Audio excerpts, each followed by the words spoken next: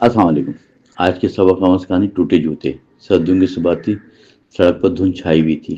علی کے پاؤں میں ٹوٹے جوتے تھے مگر حوصلہ سلامت تھا۔ ہر قدم پر جوتے کی درار اسے حقیقت یاد دلاتی تھی۔ وہ اسکول جا رہا تھا، کتابیں سینے سے لگائے، خاموش خاموش گھر میں غربت تھی مگر ماں کی دعا اس کا سرمایہ تھی۔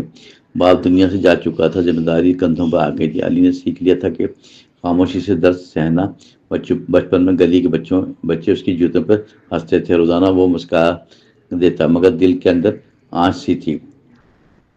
استاد سے ذہن کہتے تھے مگر حالات رکاوٹ تھے۔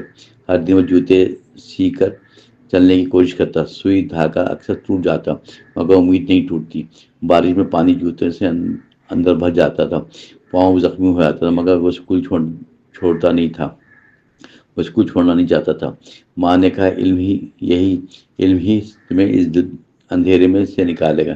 ایک دن امتحان تھا، جوتے بالکل جواب دے گئے تھے۔ علی نے ننگے پاؤں چلنے کا فیصلہ کیا۔ خاموشی سے سڑک کے کانٹے اس کے صبر کا امتحان لے رہے تھے۔ لوگ دیکھتے تھے مگر کوئی رک کر سوال نہیں کرتا تھا۔ وہ اسکول پہنچا تو پاؤں لہو لہان ہو چکے تھے۔ استاد کی نظر پڑی تو دل بھر آیا۔ فوراً اس نے علی کو بٹھایا اور زخموں پر مرہم رکھا۔ بیٹے، ٹوٹے جوتے شرمندگی نہیں، جدوجہد کی علامت ہے۔ یہ کہانی آگے صبر، محنت اور کامیابی کے انجام تک بڑھے گی۔ علی نے آنسو پوچھے اور نظریں جھکا کر استاد کی باتیں سنی۔ کلاس کے بچے خاموش تھے، ہنسی کہیں دفن ہو چکی تھی۔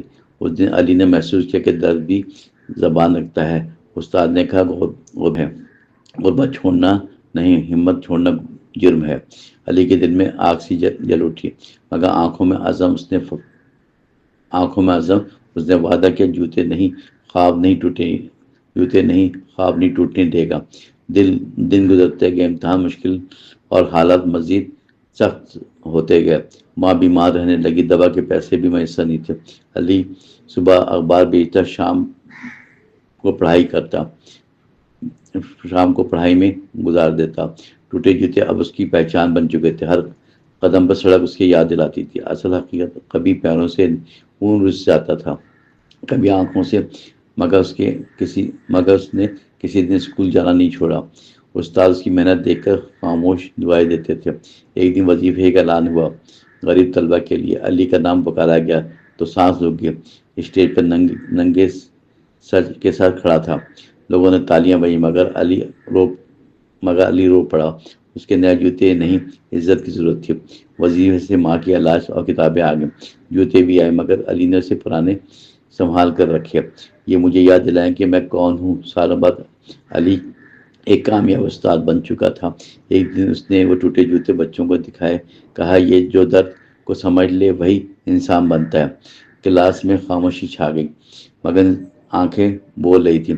علی نے جان لیا کہ سبق مکمل ہو چکا ہے۔ ٹوٹے جوتے اب کہانی بن چکے تھے، مثال بن کر۔